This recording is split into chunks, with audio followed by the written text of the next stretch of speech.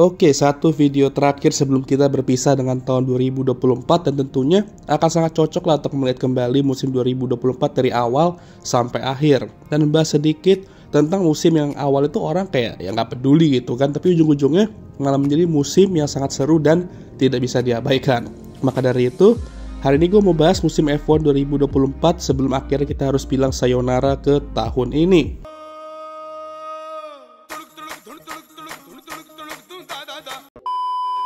Jadi mari kita mulai dari momen di mana Lewis mengumumkan bahwa dia akan mengakhiri kisah legendarisnya bersama Mercedes dan pindah ke tim paling prestigious dalam sejarah F1 yaitu Ferrari untuk musim 2025.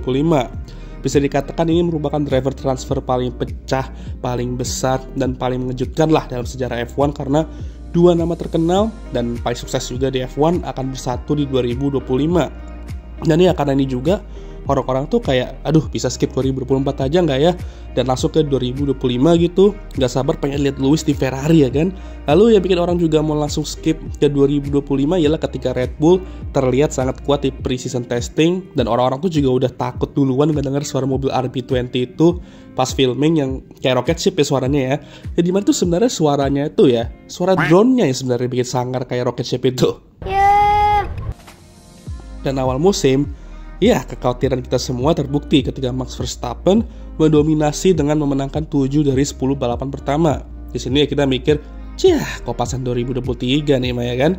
Tapi semenjak itu kita semua salah karena Ferrari, McLaren, dan Mercedes bahkan di beberapa periode telah mengasapi Red Bull dalam development mobil. Di sini juga Red Bull udah kayak musuh ke diri sendiri karena mereka tuh benar-benar menghancurkan pondasi yang mereka telah bangun sendiri dari mereka awal masuk ke F1 ya. Seperti keluarnya sosok penting kayak Adrian Newey dan Jonathan Whitley. Dan tentunya kasus Christian Horner sampai sekarang juga tidak jelas juga kabarnya ya, seperti apa yang membuat hubungan internal tim itu hancur. Tapi ya setiap kehancuran seseorang atau sebuah tim ada positifnya juga, di mana tim lain tuh bisa mengejar. Dan musim ini kita memiliki 7 pemenang berbeda dan 7-7-nya memenangkan setidaknya 2 balapan atau lebih. Dan tentu saja dari 7 pemenang itu si El Coach Checo nggak diajak. Lalu untuk podium sitter ada 10 pembalap dan kali ini 2 Aston tuh gak diajak walaupun mereka tuh finish di posisi kelima di standings.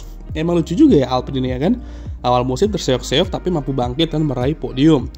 Gak kayak McLaren bangkit 2023 tapi setidaknya mereka bisa balik ke habitat mereka yaitu di papan tengah. Nah, kemenangan-kemenangan pembalap musim ini hampir semuanya itu memiliki cerita yang menarik kalau kalian sadar ya. Seperti Carlos yang baru aja comeback dari usus buntu, terus bisa langsung menang di Australia. Lalu Lando Norris yang mampu meraih kemenangan pertama yang ditunggu-tunggu itu di Miami. Charles Leclerc yang akhirnya mematahkan kutukan Monaco dan menang di home race untuk pertama kali. Oscar yang menang untuk pertama kalinya dengan cara yang George yang entah dari mana bisa menang di Austria.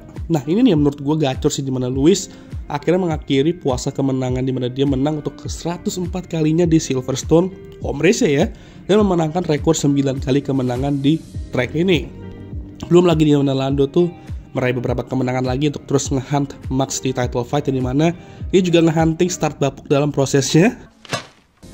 Lalu Charles menang di Monza untuk kedua kali dengan strategi one stop dan membuat tifosi itu bahagia banget.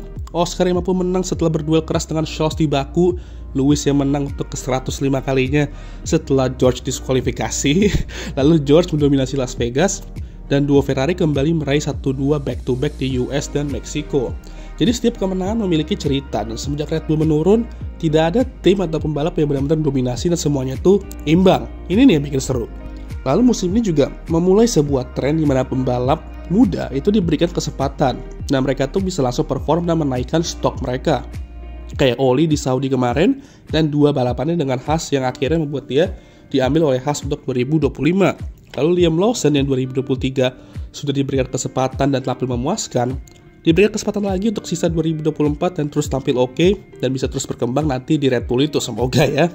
Lalu Franco Colapinto yang langsung tampil lebih bagus di 2 balapan doang dibandingkan seluruh karir Logan Sargent di Williams itu ya, yang dimana habis itu ya dia langsung melogirkan diri dengan crash itu.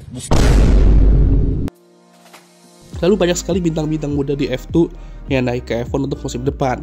Jadi 2024 adalah musim di mana bibit-bibit muda akan segera ditanam untuk era baru F1 ini. Bayangin aja Oscar yang memasuki musim ini sebagai pembalap termuda di grid, musim depan bakal langsung jadi pembalap termuda ke-7 cuy. Jadi sudah mulai banyak pembalap kelahiran 2000-an yang bakal masuk ke F1. Dan gue sebagai orang yang lahir 2003, dan ya gue tahu kalian masih gak percaya kalau gue lahir di tahun itu, merasa tua coy ya. Tentu kita nggak bisa lupakan juga performa luar biasa kayak Max di Brazil ya, yang sangat amat gacor dan bikin gue tuh angkat topi ya. Dan ya gue tahu di video ini gue belum terlalu mention Max, padahal dia curun untuk keempat kalinya musim ini. Dan kita juga perlu ngasih Max Verstappen bunganya lah. Dia buktikan musim ini bahwa dia adalah pembalap terbaik F1 sekarang. Emang musim ini dia nggak perfect kayak 2023, dan itu karena mobilnya juga nggak se-OP musim lalu. Tapi dengan mobil bapuk aja, dia masih bisa melakukan damage limitation dan tetap bertahan dan menjadi Jordan dengan sisa 2 balapan. Musim ini dia menunjukkan bahwa mobil kenceng bisa membuat lu Jordan, tapi kalau lu nggak punya skill ya sama aja bohong. Gua harap orang-orang bisa mulai respect lah pembalap-pembalap yang bisa Jordan walaupun mobil itu kenceng, karena jadi Jordan tuh sulit bos. Mau lu punya mobil kenceng atau enggak, kalau nggak punya skill yang bisa mengimbangi ya sama aja bohong gitu. Jadi musim 2024 ini seperti intro di video tadi. Dari musim yang semua orang kayak, ya bodo amat lah ya, dan gak inginkan banget musim-musim ini untuk terjadi. Jadi musim yang benar-benar gak bisa diabaikan, karena bisa dibilang ini musim terseru setelah 2021 di era hybrid. Dan pastinya musim terseru di era regulasi baru ini. Dan ngomong soal regulasi, tentu ini bukan musim yang bagus sebenarnya kalau kita ngomongin soal FIA dan kelucuan-kelucuan mereka dalam regulasi. Dan gue harap ini yang bisa mereka perbaiki musim depan. Dan ya konsisten aja lah kalau ngasih penalti itu. Jangan selalu beda-beda di situasi yang sebenarnya sama gitu ya. Lalu soal ucapan kasar itu, ya itu sama gak jelasnya kayak One Piece sih.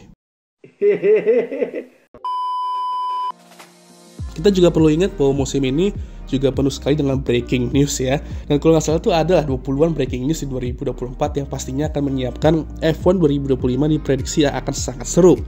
Maka dari itu ini akan menjadi musim yang akan selalu kita kenang, akan kita selalu ingat, dan akan selalu kita bawa-bawa pastinya. Musim yang memulai era baru F1 tentunya, dan di saat yang sama musim yang mengakhiri suatu era F1 juga mungkin. Jadi terima kasih F1 2024 karena telah menjadi musim yang sangat seru, dan gue rasa juga membangkitkan semangat para fans F1 yang sempat padam setelah 2023.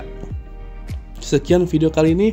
Gimana menurut kalian? Jangan lupa like, subscribe, dan share video ini, dan jangan lupa juga untuk menyalakan lonceng notifikasi agar kalian semua tahu ketika gue ngupload video baru. Jangan lupa juga follow Instagram gue. BTW ya, kalau kalian sadar suara gue sakit soalnya cuy ya. Akhir tahun malah sakit, kocak. Ya BTW bagi guys di luar sana, jaga kesehatan, jangan sampai sakit ya akhir tahun ini ya. Kayak gue. Ya wes dah, seperti biasa bagi guys yang sudah menonton, gue mengucapkan thank you very much.